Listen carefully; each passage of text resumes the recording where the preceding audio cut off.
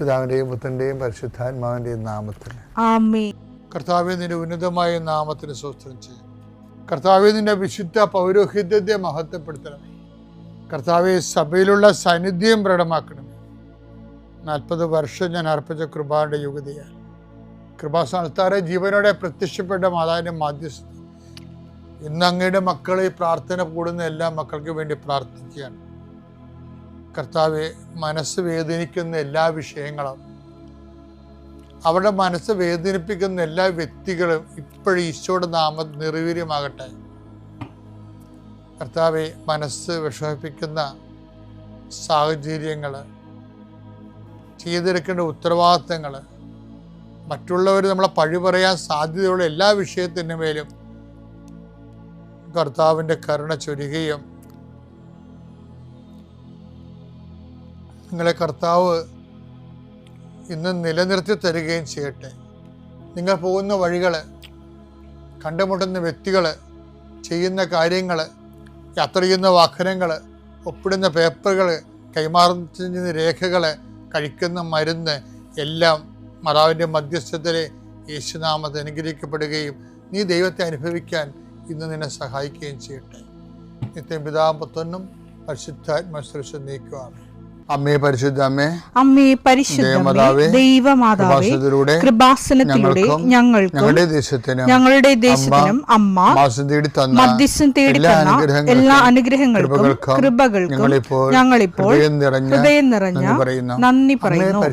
അമ്മേ പരിശുദ്ധമ്മേ ദൈവമാതാവേ, 2004 ഡിസംബർ 7 ഉച്ചകഴിഞ്ഞ് 2:30 കൃപാസനത്തിൽ സംഭവിച്ച അമ്മയുടെ പ്രത്യക്ഷപ്പെടലിനെ കുറിച്ച് തിരുസഭയ്ക്ക് സമർപ്പിച്ചിരിക്കുന്ന പഠനരേഖകളുടെ മേൽ സഭാത്മകമായ പഠനം ആരംഭിക്കുവാൻ ഞങ്ങൾ പ്രാർത്ഥിക്കുന്നു. അമ്മേ പരിശുദ്ധമേ, ഭൂസ്വർലോകങ്ങളുടെ രാജ്ഞിയായ അങ്ങേയ്ക്ക് ഭൗമസംരക്ഷണത്തിനായി പ്രപഞ്ചപ്രകൃതിയെ തന്നെ തിരുസഭ പ്രതിഷ്ഠിക്കുവാൻ ഈ പ്രത്യക്ഷീകരണം വഴി ഇടയാക്കണമേ. പരിശുദ്ധമേ, ജപമാല മാതാവേ, സകല കൃപാസനം പ്രാർത്ഥനയോടും ചേർത്ത് ഞങ്ങളിപ്പോൾ പ്രാർത്ഥിക്കുന്ന ഈ കുടുംബത്തിന്റെ പ്രത്യേക നിയോഗം പറ മക്കളെ.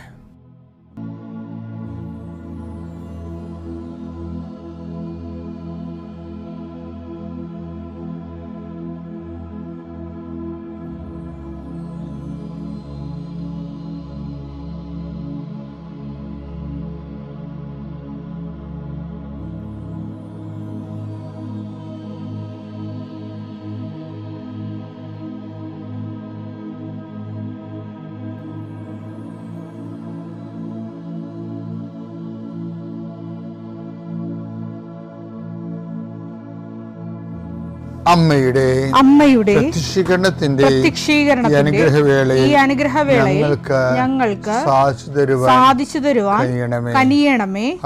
ആമേൻ. എൻ്റെ പ്രിയപ്പെട്ടവരെ, 2 തരം ക്രിസ്തീയ ലൈഫുകൾ സാധ്യമാണ്. ഒന്ന് കാറ്റഗറ്റിക്കൽ ലൈഫ്, അത് കുറച്ച് ഡോക്ട്രിനലായിരിക്കും. ഒന്ന് ബിബ്ലിക്കൽ ലൈഫ്. നിർഭാഗ്യവശാൽ നമുക്ക് മിഷണറിമാരായിട്ട് ഇവിടെ വന്നവരും കാറ്റഗറ്റിക്കൽ കാലഘട്ടത്തിൽ സ്പിരിച്വാലിറ്റി ഫോളോ ചെയ്യുന്നവരാണ്. നമുക്ക് വിശ്വാസം കൈമാറുന്നത് മാത്രമല്ല, ബലപ്പെടുത്തിയവർ. ഞാൻ ഇങ്ങനെ അതുകൊണ്ട് എന്താ പറയുന്നത് വെച്ച് കഴിഞ്ഞാൽ, ഇപ്പോൾ ഉദാഹരണത്തിന് 20 സൂര്യദിവസത്തിൻ്റെ കാലഘട്ടത്തിൽ ആണ് മിഷൻ, ഈ മാരിടൈം മിഷൻ ശക്തി പ്രാപിച്ചത്. അതിൽ നിന്നെല്ലാം ഉണ്ടായ സഭകൾ എല്ലാം കാറ്റഗോമിനേറ്റ് അല്ല, കാറ്റഗറ്റിക്കൽ ചർച്ച് എന്ന് പറയും. അത് കുറച്ച് ഡോഗ്മ ഓറിയൻറ്റഡാണ്. ഇപ്പോൾ ഡോക്ട്രിന ക്രിസ്ത, ഫ്രാൻസിസ് സേവ്യർ പഠിപ്പിച്ച സംഭവം എന്താ? വിശുദ്ധ ഫ്രാൻസിസ് സേവ്യർ പഠിപ്പിച്ചത് എന്താ? ഡോക്ട്രിന ക്രിസ്തവ് എന്ന പുസ്തകത്തിൻ്റെ പേര്. അതിൻ്റെ ഇംഗ്ലീഷ് എന്താ? ക്രിസ്ത്യൻ ഡോക്ട്രിൻസ് എന്നാണ്. അപ്പോഴേ വിശ്വാസത്തെ ഡോക്ട്രിനായിട്ട് പഠിപ്പിക്കുമ്പോൾ ഉണ്ടാകുന്ന ഒരു പ്രശ്നം അതാണ്. അതുകൊണ്ടാണ് നമുക്ക് ഈ ജാതിയായിട്ട് തന്നെ നിലനിന്നത്. ഇവിടെ നമ്മൾ ജനിതകമായ ഒരു മാറ്റം സുവിശേഷം കേരളത്തിൽ വരത്തില്ലല്ലോ. അതിൻ്റെ കാര്യം ജനിതക മാറ്റം സംഭവിച്ചിട്ടില്ല കേരള സമൂഹത്തിന്. എല്ലാവരും ഇപ്പോഴും ബ്രാഹ്മണിക് ആയിട്ടുള്ള ട്രഡീഷനിലേക്ക് എങ്ങനെയെങ്കിലുമൊക്കെ ഒടിച്ച് വളച്ചൊക്കെ എത്തിക്കാൻ വേണ്ടി ഇപ്പോഴും ആൾക്കാർ മലയാള മനസ്സ് തത്രപ്പെടുന്ന നമുക്ക് കാണാം. അത് ക്രിസ്ത്യൻ മനസ്സായാലും. അപ്പം അത് എന്താ കാര്യം വെച്ച് കഴിഞ്ഞാൽ ഈ ഔന്നത്യങ്ങൾ ആഭിജാത്യങ്ങളുമായിട്ട് ജാത്യതയെ ആഭിജാത്യമാക്കാൻ ഒരു പ്രത്യേക സരണികളെ മനുഷ്യൻ തന്നെ നിർമ്മിക്കുകയും അതിൽ ഒരാളാണ് ഞാനെന്ന് വരുത്തി തീർക്കുകയും ചെയ്യുമ്പോൾ ഉണ്ടാകുന്ന അഹംബോധങ്ങളുണ്ട്. ഈ അഹംബോധങ്ങൾ എപ്പോഴും ആത്മാഭിഷേകത്തിൻ്റെ എതിരാണ്. ഈ ജഡാരൂപി എന്ന് പറഞ്ഞാൽ ഫരിസൈക്കാണ് ശരിക്കും. അതുകൊണ്ട് ഈ ഫരിസേന്മാരെ കാണുമ്പോൾ കപട നാട്യക്കാരെ നീ ഉടനെ വിളിക്കും. കർത്താവ് ഇവരെ വിളിച്ചാൽ ആരെങ്കിലുമായിട്ട് ഏതെങ്കിലും നിക്കടെ ആകപ്പാടെ ഈശോ ഏതെങ്കിലും ഒരു ഫരിസേനുമായിട്ട് കമ്മ്യൂണിക്കബിൾ ആയിട്ടുള്ള ഒരു മേഖലയിലേക്ക് വന്നിട്ടുണ്ടെങ്കിൽ അത് നിക്കഡേമൂസുമായിട്ടാണ്. നിക്കഡേമൂസിനോട് ഈശോ എന്താ പറഞ്ഞത്? ആത്മാവിൽ ജനിക്കണത് ആത്മാവും ജഡത്തിൽ നിന്ന് ജനിക്കുന്നത് ജഡവുമാണെന്നാണ് പറഞ്ഞത്. അപ്പോൾ അത് എന്ന് വെച്ച് കഴിഞ്ഞാൽ ആത്മാവിന് ഒരിക്കലും ജഡത്തിൽ നിന്ന് ആത്മാവിൻ്റെ ഫലങ്ങൾ ഉണ്ടാക്കാൻ പറ്റത്തില്ലെന്നാണ് കട്ടൻ്റെ പറഞ്ഞതാണ്. അപ്പോഴേ പിന്നെ അതിന് ബൈബിൾ എന്താണ് ഇത് ചെയ്യണം, എന്താണ് ഒരു ടെക്നിക്ക് ചെയ്യണമെന്ന് വെച്ച് കഴിഞ്ഞാൽ, ഇപ്പോൾ നമ്മൾ ഭിത്തിയില്ലേ, ഒരു കോൺക്രീറ്റ് ഭിത്തിയായിട്ട് നമ്മൾ ഒരാണി വെച്ച് അടിച്ചാൽ എന്ത് പറ്റും? ആണി വളയുകയോ തെറിച്ചു പോവുകയോ ചെയ്യും, അല്ലേ ചുറ്റിക കയ്യിൽ നിന്ന് പോകും. ഇത് നടക്കത്തുള്ളൂ. അതിനെന്താണ് ഈ ഇലക്ട്രീഷ്യൻസും അല്ലാത്തവരൊക്കെ ചെയ്യണത്? എന്താ, അവർ ഫിഷർ എന്ന് പറഞ്ഞ് പ്ലഗ് ഉണ്ടാക്കി വെച്ചിരിക്കുകയാണ്. ആദ്യം ഈ കോൺക്രീറ്റ് ഡ്രില്ല് ചെയ്യും. ഡ്രില്ല് ചെയ്തിട്ട് ഈ പ്ലാസ്റ്റിക്കിൻ്റെ ഫിഷർ പ്ലഗ് അതിലേക്ക് മയം മുട്ടി കയറ്റും. അപ്പോൾ ഫിഷർ പ്ലഗിൻ്റെ അകത്ത് കൂടി അതിനകത്ത് സ്ക്രൂ വെച്ചിട്ട് അവർ തിരിക്കും. അപ്പോഴാണ് അത് ടൈറ്റാകണത്. അപ്പം ഡയറക്റ്റ് ഈ കോൺക്രീറ്റ് ഭിത്തിയിലേക്ക് ജഡത്തിലേക്ക് ആത്മാവിനെ പ്രവേശിപ്പിക്കാൻ പാടാം. ഈ ബൈബിളും ചെയ്തിരിക്കുന്ന അതാണ്. ജഡത്തിൽ നിന്ന് ആത്മാവിൻ്റെ കൃപ ഒരിക്കലും ആത്മാവിൻ്റെ പ്രവർത്തനം നടക്കത്തില്ലെന്ന് ഈശോ നിക്കഡേമോസിനെ കണ്ടപ്പോഴാണ് പറയേണ്ടത്. കാണാൻ പറ്റി, ശരിക്കും പറഞ്ഞാൽ അത് കാണാൻ പറ്റിയ 10 ദിവസം കൊണ്ട് എന്തുകൊണ്ട് അത് പറയാമായിരുന്നത്? കർത്താവ് നേരിട്ട് വിളിച്ച കുറേ ആൾക്കാരുണ്ടായിരുന്നില്ല. ജഡത്തിൻ്റെ തരി അവതാരമായിരുന്നില്ല പീലാത്തോസ്, യൂദാസ്. അയാളോടും പറഞ്ഞില്ല. പറഞ്ഞത് ഫരിസേയനോടാണ് പറഞ്ഞത്. ജഡത്തിൽ ജനിക്കുന്നത് ജഡമാണ്, ആത്മാവിൽ ജനിക്കുന്നത് ആത്മാവാണെന്ന് പറഞ്ഞതിൻ്റെ കാര്യം തമ്മിൽ ബന്ധമില്ല. പിന്നെ ചെയ്യാവുന്ന കാര്യമെന്ന് വെച്ച് കഴിഞ്ഞാൽ ഒരു കാര്യം അതാണ് ഈശോ ചെയ്തത്. എന്ന് വെച്ച് കഴിഞ്ഞാൽ ഈ വചനം പതുക്കെ സ്വീകരിച്ച് ഇതെങ്ങനെ സംഭവിക്കും, ഞാൻ പുരുഷനെ അറിയുന്നില്ലല്ലോ എന്ന് പറയുമ്പോൾ തന്നെ അതായത് അതിൻ്റെ പ്രോസസ്സിങ്ങിൽ അപ്പോൾ പരിശുദ്ധാത്മാവ് നിൻ്റെ മേൽ വരും എന്ന് പറയും. പരിശുദ്ധാത്മാവ് നിൻ്റെ മേൽ വരും. അപ്പോൾ പരിശുദ്ധാത്മാവിനെ സ്വീകരിക്കാൻ പക്ഷേ ഈ ഫിഷർ പ്ലഗ് അടിക്കുന്നുണ്ട്. എന്താണ്? പരിശുദ്ധാത്മാവിനെ പരിശുദ്ധ അമ്മയെ കൊണ്ട് സ്വീകരിപ്പിക്കുന്നതിന് എന്താണ് അവരുടെ അമ്മ പറയണത്? ഇതാ കർത്താവിൻ്റെ ദാസി, നിൻ്റെ വചനം പോലെ എന്നിൽ നിറവേറട്ടെ. അപ്പം ഈ അമ്മ ഉടനെ അതായത് ദാസിയായി, സ്വയം എളിമപ്പെട്ട് കർത്താവ് ദാസിയായി ദൈവവചനത്തിന് തന്നെ സമർപ്പിച്ചു. അങ്ങനെ ഒരു നിലപാട്, തുറവി, ഓപ്പൺനെസ്, സമർപ്പണം വചനത്തോട് നമ്മുടെ ഭാഗത്ത് നിന്ന് ഉണ്ടായാൽ മാത്രമേ ഈ പരിശുദ്ധാത്മാവ് നമ്മൾ പ്രവർത്തിക്കാൻ തുടങ്ങത്തുള്ളൂ. അല്ലാതെ നമ്മൾ പെന്തക്കോസ്ത ദിവസം വരുന്നു എന്നും പറഞ്ഞുകൊണ്ട് പാട്ടുപാടി പരിശുദ്ധാത്മാവിനെ കൊണ്ടുവരാനൊന്നും പറ്റത്തില്ല. അതായത് അത് കേരള സമൂഹത്തെ പരിശുദ്ധാത്മാവിനെ വരുത്തുക എന്ന് വെച്ചാൽ മറ്റെല്ലാ സമൂഹങ്ങളെയൊക്കെ പാടാണ്. കാരണം വെച്ച് കഴിഞ്ഞാൽ അതിൻ്റെ അകത്ത് വരുന്നൊരു വിഷയം ഈ സിസ്റ്റം ഇങ്ങനെ കിടക്കുന്നത് കൊണ്ട് തന്നെയാണ്. കാസ്റ്റ് സിസ്റ്റം ഇങ്ങനെ കിടക്കുന്നുണ്ട്. ഇപ്പം തന്നെ ചിലരൊക്കെ ബ്രാഹ്മണിക്ക് ഒറിജിൻ ആയിരുന്നെന്ന് ഒരിക്കൽ സെമിനാറൊക്കെ നടത്തി സ്ഥാപിക്കാൻ വേണ്ടി ശ്രമിച്ചവർ ഇപ്പം അവിടെ നിന്ന് തലവരിക്കുന്നുണ്ടല്ലോ. അത് അവരിപ്പോൾ എന്താ പറയണത്? ഞങ്ങൾ ലോസ്റ്റ് ട്രൈബ്സ് ആണെന്നല്ലേ പറയണത് ഇസ്രയേലിൽ. അപ്പോഴും ഒതുങ്ങി കൊടുക്കാൻ തയ്യാറല്ല. അപ്പോൾ ഈ പുതിയൊരു സംഭവം എടുത്തിട്ട്, അതിനൊക്കെ വലിയൊരു സംഭവം എടുത്തിട്ട് അതിലേക്ക് ഉള്ള സാംസ്കാരിക ചരിത്രയാത്ര നടത്തുകയാണ്. ഇവിടം വരെ എത്തുമെന്ന് നമുക്കറിയത്തില്ല. എന്നാലും ഒതുങ്ങാത്ത ഒരു മനസ്സാണ് മലയാളിക്കുള്ളത്. വെറും മലയാളിയാണ്. അപ്പോൾ അതിൻ്റെ വരുന്ന വിഷയം എന്ന് വെച്ച് കഴിഞ്ഞാൽ, ഇതുമൂലം ഉണ്ടാകുന്ന, ഇതെല്ലായിടത്തും ഈ മേഖല ഉണ്ട്, ഇതുമൂലം ഉണ്ടാകുന്ന വിഷയം സഭ വളരത്തില്ല. അതുകൊണ്ടാണ് സഭ വളരാതിരിക്കുകയും സഭയിൽ ഇഷ്യൂസ് ഡെവലപ്പ് ചെയ്ത് വരികയും ചെയ്യുമ്പോൾ സഭയല്ലാതായി മാറുന്നു എന്നുള്ള കാര്യം അത് ഏറ്റവും കൂടുതൽ ഈ 2-3 കൊല്ലത്തിനുള്ളിലാണല്ലോ സഭ ഏറ്റവും കൂടുതൽ മോശമായ രീതിയിൽ വന്നിട്ടുള്ളത്. അത് നിസ്സാരമല്ലത്. നാം പെന്തക്കോസ്തിലേക്ക് അടുക്കുമ്പോൾ സഭയെ അഭിഷിക്തമാക്കാൻ വേണ്ടിയും പരിശുദ്ധാത്മാവിൻ്റെ ഫലങ്ങൾ ഇപ്പം ഈശോ എല്ലായിടത്തും എപ്പോഴും ഈശോ ഈ ഒരു ഫോർമുല ഉപയോഗിക്കുന്നുണ്ട്. എന്താ? നിങ്ങളെൻ്റെ വചനം കേൾക്കുകയും അതനുസരിച്ച് ജീവിക്കുകയും ചെയ്യുന്നവർ എന്നും പറഞ്ഞുകൊണ്ട്. അപ്പം വചനം എന്തിനാണ് കേൾക്കണത്? അതനുസരിച്ച് ജീവിക്കാനാണ്. തൻ്റെ പാറമേൽ തൻ്റെ ഭവനം പണി ചെയ്ത മനുഷ്യന് തുല്യരാണ്. പിന്നെ എന്താ ഈശോ പറഞ്ഞത്? നിത്യജീവൻ പ്രാപിക്കാൻ അയൽക്കാരനെ സ്നേഹിക്കണം.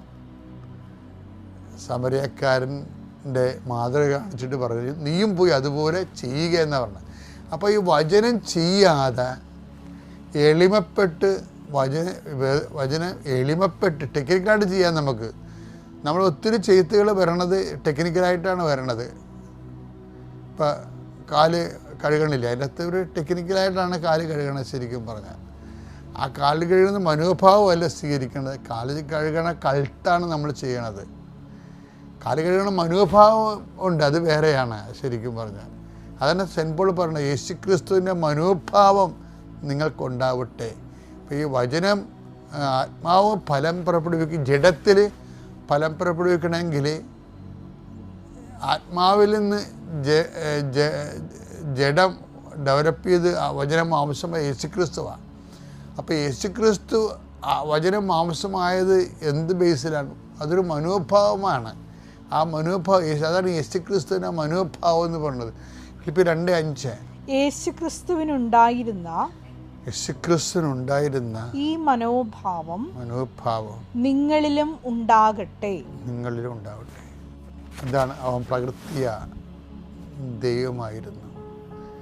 ദൈവത്തോടുള്ള സമാനത അവൻ മുറുകെ പിടിക്കേണ്ട കാര്യമായി പരിഗണിച്ചില്ല.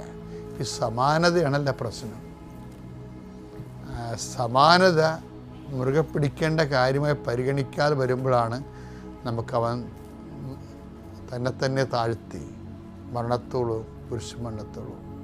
അപ്പം ഈ സമയത്ത് ഇവിടെ വെച്ചാണ് ഈ കുരിശുമരണത്തോളം എന്ന് പറഞ്ഞ രീതിയിലുള്ള ആ മനോഭാവത്തിൻ്റെ പരമായിട്ടുള്ള താഴ്ച വരണടുത്ത് വെച്ചാണ് ഈ പരിശുദ്ധാത്മാവ് പെന്തക്കോസ്തിലേക്ക് നമ്മളെ ഉപകരണമാക്കണത്. ഞാൻ ഇത്രയും നിശ്ചിതമായിട്ട് സംസാരിക്കും. കാരണം നമ്മൾ ശരിക്കും പുറത്തുനിന്നൊക്കെ ഉള്ള ആക്ഷേപങ്ങൾ നമ്മളാണ് ലോകം മുഴുവനും സുവിശേഷം എത്തിക്കണമെന്ന ഒരു ധാരണ ചിലർക്കുണ്ട്. പക്ഷേ നമ്മളത് മെയിൻറ്റെയിൻ ചെയ്യുന്നു എന്നുള്ളത് മാത്രമാണ് ശരിക്കും. ആ മെയിൻറ്റെയിൻ ചെയ്യുന്നതിൻ്റെ കാരണങ്ങൾ ദൈവികമാണോ എന്ന് ചോദിച്ചു കഴിഞ്ഞാൽ അതൊക്കെ ഇനിയും കാലം തെളിയിക്കേണ്ടതാണ്. വിശ്വാസ പ്രമാണം. സർവശക്തനായ പിതാവും ആകാശത്തിൻ്റെയും ഭൂമിയുടെയും സൃഷ്ടാവുമായ ദൈവത്തിൽ ഞാൻ വിശ്വസിക്കുന്നു. അവിടുത്തെ ഏകപുത്രനും ഞങ്ങളുടെ കർത്താവുമായ ഈശോ മിശിഹായിലും ഞാൻ വിശ്വസിക്കുന്നു. ഈ പുത്രൻ പരിശുദ്ധാത്മാവിനാൽ ഗർഭസ്ഥനായി കന്യകാമറിയത്തിൽ നിന്ന് പിറന്ന് പൊന്തിയോസ് പീലാത്തോസിന്റെ കാലത്ത് പീഡകൾ സഹിച്ച് കുരിശിൽ തറയ്ക്കപ്പെട്ട് മരിച്ച് അടക്കപ്പെട്ട് പാതാളങ്ങളിൽ ഇറങ്ങി മരിച്ചവരുടെ ഇടയിൽ നിന്ന് 3-ാം നാൾ ഉയർത്ത് സ്വർഗത്തിലേക്ക് എഴുന്നള്ളി സർവശക്തിയുള്ള പിതാവായ ദൈവത്തിന്റെ വലതുഭാഗത്തിരിക്കുന്നു. അവിടെ നിന്ന് ജീവിക്കുന്നവരെയും മരിച്ചവരെയും വിധിക്കുവാൻ വരുമെന്നും ഞാൻ വിശ്വസിക്കുന്നു. പരിശുദ്ധാത്മാവിലും ഞാൻ വിശ്വസിക്കുന്നു. വിശുദ്ധ കത്തോലിക്കാ സഭയിലും പുണ്യവാന്മാരുടെ ഐക്യത്തിലും പാപങ്ങളുടെ മോചനത്തിലും ശരീരത്തിന്റെ ഉയർപ്പിലും നിത്യമായ ജീവിതത്തിലും ഞാൻ വിശ്വസിക്കുന്നു. ആമേൻ. സ്വർഗ്ഗസ്ഥനായ ഞങ്ങളുടെ പിതാവേ, അങ്ങയുടെ നാമം പൂജിതമാകണമേ. അങ്ങയുടെ രാജ്യം വരണമേ. അങ്ങയുടെ തിരുമനസ് സ്വർഗത്തിലെ പോലെ ഭൂമിയിലും ആകണമേ. അന്നു വേണ്ടുന്ന ആഹാരം ഇന്ന് ഞങ്ങൾക്ക് തരണമേ. ഞങ്ങളോട് തെറ്റ് ചെയ്യുന്നവരോട് ഞങ്ങൾ ക്ഷമിക്കുന്നത് പോലെ ഞങ്ങളുടെ തെറ്റുകൾ ഞങ്ങളോടും ക്ഷമിക്കണമേ. ഞങ്ങളെ പ്രലോഭനത്തിൽ ഉൾപ്പെടുത്തരുതേ, തിന്മയിൽ ഞങ്ങൾ രക്ഷിക്കണമേ. ആമേൻ. നന്മ തെളിഞ്ഞു മറിയമേ, സ്വസ്തി. കർത്താവ് അങ്ങയുടെ കൂടെ സ്ത്രീകളിൽ അങ്ങ് അനുഗ്രഹിക്കപ്പെട്ടവളാകുന്നു. അങ്ങയുടെ ഉദരത്തിൻ ഫലമായി ഈശോ അനുഗ്രഹിക്കപ്പെട്ടവനാകുന്നു. പരിശുദ്ധ മറിയമേ, തമ്പുരാന്റെ അമ്മേ, പാപികളായ ഞങ്ങൾക്ക് വേണ്ടി ഇപ്പോഴും ഞങ്ങളുടെ മരണസമയത്തും തമ്പുരാനോട് അപേക്ഷിക്കണമേ. ആമേൻ. ഞാൻ ക്ഷമിച്ചങ്ങോട്ട് ഇല്ല വിളിച്ചങ്ങോട്ട് പറഞ്ഞ് വിളിച്ച് എന്നോട് ക്ഷമിക്കണേ കേട്ടോ എന്ന് പറഞ്ഞ് വിളിച്ച് പറഞ്ഞിട്ട് ഇങ്ങനെ ഹൃദയത്തിൽ മുറിവായിട്ട് സൂക്ഷിക്കുമ്പോഴത്തേക്കും പ്രശ്നമാണ്. അതിന് നിനക്ക് മനസ്സിലാക്കേണ്ടത് എന്തുകൊണ്ടാണ് നമ്മൾ ക്ഷമിക്കേണ്ടത്, എന്തുകൊണ്ടാണ് അയാൾ എന്നോട് ഈ ദ്രോഹം ചെയ്തത്, അത് യഥാർത്ഥത്തിൽ അയാളാണോ ചെയ്തത്? ഇല്ല. ആദ്യം അത് മനസ്സിലാക്കുക. ചിലപ്പോൾ നമുക്ക് മുറിവ് കാണും. അമ്മയോടായിരിക്കാം, ഭർത്താവിനോടായിരിക്കാം, ഭാര്യയോടായിരിക്കാം, അയൽക്കാരനോടായിരിക്കാം, സഹോദരനോടായിരിക്കാം, ജോലി ചെയ്യുന്ന സ്ഥലത്തായിരിക്കാം. അയാളെ കാരണമാണ് എൻ്റെ ജീവിതം അങ്ങനെ ആയതെന്നൊക്കെ പറഞ്ഞ് അയാളെന്നെ അപമാനിച്ച് വലിയ പ്രശ്നമായി എന്നൊക്കെ നമ്മൾ വിചാരിക്കുന്ന പോലെ അതൊന്നുമില്ല. യഥാർത്ഥത്തിൽ നമുക്ക് ക്ഷമിക്കാൻ പറ്റണമെങ്കിൽ അതിൻ്റെ കാരണം മനസ്സിലാക്കണം, എന്തുകൊണ്ടാണ് ക്ഷമിച്ചത്. ഇതേപോലെ പഴയ നിയമത്തിൽ ഔസേപ്പിനെ സഹോദരന്മാരെല്ലാം കൂടി ചേർന്ന് ദ്രോഹിച്ചു. അവരെന്ത് ചെയ്ത്? അടിമയായിട്ട് ഈജിപ്തുകാരനെ വിറ്റ് അവർ. ഇതിൽ ഉൽപ്പത്തിയിൽ 45:5 ഔസേപ്പ് പറയുന്ന ഒരു വാക്കുണ്ട്. അതെന്താ കാര്യമെന്ന് വെച്ചാൽ, ഇവനെ ഈ സഹോദരന്മാർ ചതിച്ചത് അത് ദൈവം അനുവദിച്ചതാണ്. ദൈവം എന്തിനാണ് അനുവദിച്ചത്? ഔസേപ്പിനെ ഉയർത്താൻ വേണ്ടിയിട്ട്, അവരുടെ മുമ്പിൽ ഉയർത്താൻ വേണ്ടിയിട്ട്. എന്തിനാ ഉയർത്തേണ്ടത്? ഈ സഹോദരന്മാരെ പിന്നെ ഉള്ള കാലത്ത്, ക്ഷാമത്തിൻ്റെ കാലത്ത് അവരെ ഉയർത്താൻ വേണ്ടിയിട്ടാണ്. അപ്പോൾ പലപ്പോഴും ദൈവം ആരെങ്കിലുമൊക്കെ നമ്മളെ ദ്രോഹിക്കാനും ചതിക്കാനും അനുവദിച്ച് കൊടുക്കുന്നത് അവരുടെ മുമ്പിൽ നിന്നെ ഉയർത്താൻ വേണ്ടിയിട്ടാണ്. Praise the Lord. അത് നീ മനസ്സിലാക്കണം. നിന്നെ ഉയർത്തി ആരാണ് നിന്നെ ദ്രോഹിച്ചതോ അവർ നീ വഴി ഉയർത്തപ്പെടണം. വിശ്വാസത്തിലും കൃപയിലും ഉയർത്തപ്പെടണം. അതിനു വേണ്ടിയിട്ടാണ് ദൈവം അനുവദിച്ചു കൊടുക്കുന്നത്. ആദ്യം നിങ്ങൾ അത് മനസ്സിലാക്കണം. അപ്പോൾ നമുക്ക് ആരോടും വെറുപ്പ് വെച്ചിട്ട് കാര്യമില്ല. ഔസേപ്പ് പറയണ ഒരു വാക്കായത്. ദൈവം അനുവദിച്ച് തരുന്നത് നിന്നെ ഉയർത്താനാണ്. ആരെങ്കിലും നിന്നെ ദ്രോഹിച്ചിട്ടുണ്ടെങ്കിൽ അപ്പം മനസ്സിലാക്കിക്കോ, നിനക്ക് അനുഗ്രഹം ലഭിക്കാൻ പോവുകയാണ്. അപ്പം അനുഗ്രഹം ലഭിക്കും. അനുഗ്രഹം ലഭിക്കുമ്പോൾ നീ ചോദിക്കുന്നതിനേക്കാളും കൂടുതൽ ദൈവം തരും. ആരെങ്കിലുമൊക്കെ നിന്നെ ചതിക്കണം, ദ്രോഹിക്കണം, അപ്പം നിനക്ക് അനുഗ്രഹം തരും. അനുഗ്രഹം തന്നു കഴിഞ്ഞാൽ അതിൻ്റെ അർത്ഥം എന്താണെന്ന് വെച്ചാൽ നീ മറ്റുള്ളവർക്ക്, അതാണ് റോമ 12:14 പറയണം, നിന്നെ ദ്രോഹിക്കുന്നവർക്ക് വേണ്ടി നീ അനുഗ്രഹിക്കുക, പ്രാർത്ഥിക്കുക, അവരെ ഉയർത്താൻ വേണ്ടിയിട്ട്. എന്ത് കാര്യമെന്ന് വെച്ചാൽ അവൻ നിന്നെ ദ്രോഹിച്ചത് കൊണ്ട്, ചതിച്ചത് കൊണ്ടാണ് നിനക്ക് അനുഗ്രഹം ലഭിക്കാൻ പോകുന്നത്. അതൊരു അനുഗ്രഹമാണ്. ക്ഷമിക്കാനുള്ളൊരു അവസരം ലഭിക്കുന്നത് ഒരു അനുഗ്രഹമാണ്. നീ ക്ഷമിക്കാൻ വേണ്ടിയിട്ടാണ് നീ അനുഗ്രഹിക്കപ്പെടുന്നത്, നീ ഉയർത്തപ്പെടുന്നത്. മറ്റാളെ ഉയർത്താൻ വേണ്ടിയിട്ടാണ്. അത് നമുക്ക് അറിവില്ലായ്മ കൊണ്ടാണ് അവരോട് സങ്കടവും വിദ്വേഷവും വെറുപ്പും ഒക്കെ നമ്മളെ മനസ്സിലുള്ളത്.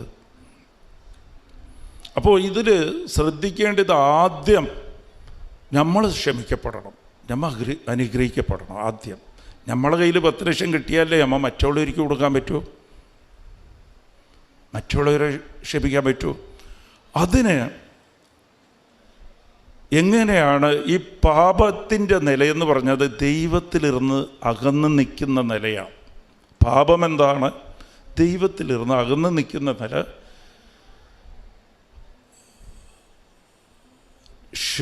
പാപത്തിന് ഞമ്മ ക്ഷമിക്കപ്പെടുമ്പോൾ എന്താ ചെയ്യുന്നത്? ഞമ്മ ദൈവത്തിൻ്റെ കൂടെ നിൽക്കുന്നത്. ദൈവത്തിൻ്റെ കൂടെ നിൽക്കുന്നതെന്ന് പറഞ്ഞാൽ ദൈവ സാന്നിധ്യത്തിൽ നിൽക്കുക എന്ന് പറഞ്ഞാൽ എന്താണ് അതിൻ്റെ അർത്ഥം? എന്താ? ദൈവത്തെ അനുഗമിക്കുക.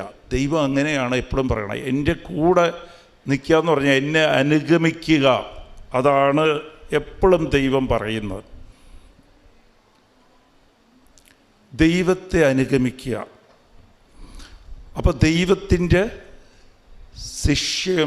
ശിഷ്യയായിട്ട് മാറുക, ദൈവത്തിൻ്റെ കൂടെ നിൽക്കുക. പാപം ക്ഷമിക്കപ്പെടുമ്പോൾ നമുക്ക് ദൈവത്തിനെ അനുഗമിച്ച് നടക്കാൻ സാധിക്കും, ദൈവവചനം പാലിക്കാൻ സാധിക്കും, പ്രാർത്ഥിക്കാൻ സാധിക്കും, ദൈവത്തിൻ്റെ കൂടെ നിൽക്കാൻ സാധിക്കും. നമ്മൾ പാപമുള്ളതുകൊണ്ടാണ് നമുക്ക് ഈ ഉത്കണ്ഠയും സങ്കടവും ദൈവത്തിന് അനുഭവിക്കാൻ സാധിക്കാത്തതും. നമുക്ക് എപ്പോഴും പേടി വരുന്നതും സങ്കടം വരുന്നതും കരച്ചിലും പെരുവെറുപ്പും ഇതെല്ലാം പാപത്തിൻ്റെ നില നമ്മളുടെ അകത്തുള്ളത് കൊണ്ടാണ്. ദൈവത്തിനെ അനുഗമിച്ചുകൊണ്ടിരിക്കുമ്പോൾ, ദൈവത്തിൻ്റെ കൂടെ നടക്കുമ്പോൾ നമുക്കതുണ്ടാകില്ല. അപ്പോൾ അതിനെന്താ ചെയ്യുക? നമുക്ക് ക്ഷമ കിട്ടണമെന്നുണ്ടെങ്കിൽ അതെല്ലാവർക്കും അറിയാം. എന്താ ചെയ്യുക? അനുദപിക്കുക, അല്ലേ? അനുതാപം നമ്മൾ കേട്ടിട്ടുണ്ട്. അച്ഛനും ഇന്ന് പറഞ്ഞതാ, നമ്മൾ അനുദപിച്ച് പ്രാർത്ഥിക്കുക. അവിടെയാണ് പ്രശ്നം.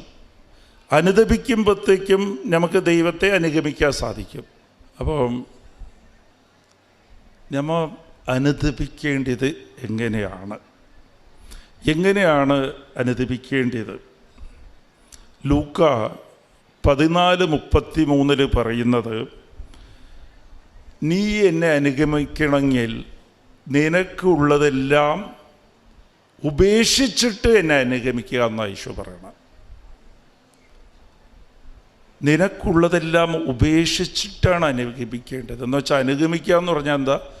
നീ അനുദപിക്കുക, ഈശോയുടെ സാന്നിധ്യത്തിലേക്ക് വരിക. അനുഗമിക്കുക എന്ന് പറഞ്ഞാൽ ഈശോയുടെ സാന്നിധ്യത്തിലേക്ക് തിരിച്ചു വരണം.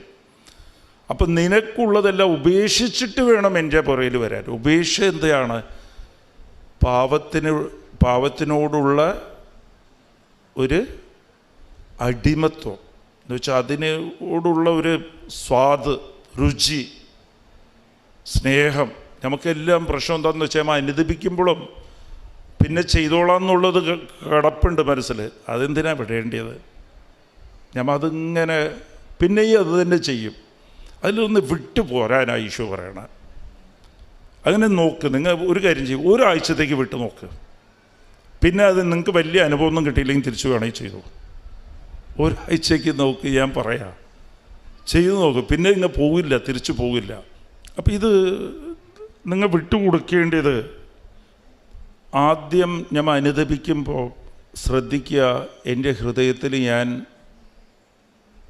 വിദ്വേഷം സൂക്ഷിച്ചിട്ടുണ്ട്, വെറുപ്പ് സൂക്ഷിച്ചിട്ടുണ്ട്. നമ്മൾ ആരെങ്കിലും കുറച്ചൊക്കെ വെറുപ്പും വെച്ചുകൊണ്ടായിരിക്കും നമ്മൾ ഈ അനുദപിക്കാൻ പോകുന്ന. ദൈവമേ, ഞാൻ നിൻ്റെ മുമ്പിൽ പാവം ചെയ്തു പോയി. അത് വിടുക, ബോധപൂർവം വിടുക. പിന്നെ നമ്മളെ സങ്കടവും ഒരു മുറിവിൻ്റെ കാര്യമാണ്. വിശ്വാസത്തിൻ്റെ കുറവുണ്ട്. ഉത്കണ്ഠ എന്ന് പറഞ്ഞാൽ വിശ്വാസത്തിൻ്റെ കുറവുണ്ട്. ആ വിശ്വാസക്കുറവ് വിട്ടുകൊടുക്കുക, പിന്നെ അനുദപിക്കുക. ദൈവത്തിൻ്റെ മനസ്സ് മാറും. പിന്നെ നമ്മളോടുള്ള ഒരു വിശ്വാസം, സെൽഫ് കോൺഫിഡൻസ്, അതും വിട്ടുകൊടുക്കുക. ദൈവമേ, നീ മാത്രമേ ഉള്ളൂ. നമ്മളൊക്കെ പ്രാർത്ഥിക്കുമ്പോൾ നമുക്ക് ഒരു പ്രശ്നമുള്ളത് എന്താ കാര്യമെന്ന് വെച്ചാൽ, ഈ സെൽഫ് കോൺഫിഡൻസും വേറെ ഈ ഡിപ്പെൻഡൻസി ഉണ്ടാകില്ല. നമുക്ക് ആശ്രയം കുറവായിരിക്കും. നമ്മൾ ചില കാര്യം പ്രാർത്ഥിക്കുമ്പോൾ തന്നെ നമ്മൾ ദൈവത്തോട് ചോദിക്കും, ദൈവമേ, എനിക്ക് നാളെ ഒരാൾക്ക് ഒരു 20,000 രൂപ കൊടുക്കണം. അത് പ്രാർത്ഥിച്ചുകൊണ്ടിരിക്കുമ്പോൾ തന്നെ മനസ്സിൽ തോന്നുന്നു, അത് കിട്ടിയില്ലെങ്കിൽ അവരുണ്ടല്ലോ, അവിടെ പോയി ചോദിച്ചു നോക്കാം, എന്നിട്ടാണ് പ്രാർത്ഥിക്കുന്നത്. എന്ന് വെച്ചാൽ വേറൊരാളിൽ ആശ്രയം വെച്ചുകൊണ്ടായിരിക്കും നമ്മൾ പ്രാർത്ഥിക്കുന്നത്.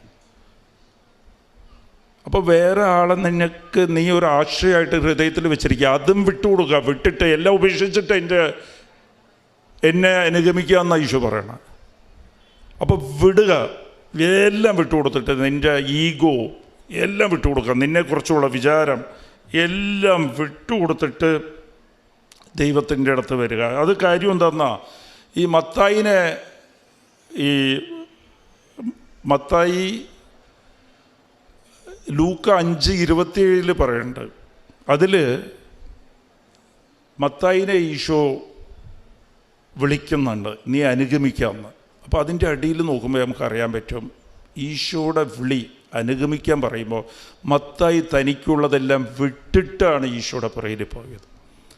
പത്രോസിനെയും വിളിക്കും, എന്നെ അനുഗമിക്കാമെന്ന്. പത്രോസ് വലയും പഞ്ചിയും എല്ലാം അവനിക്കുള്ളതെല്ലാം വിട്ടിട്ടാണ് ഈശോനെ അനുഗമിച്ചത്.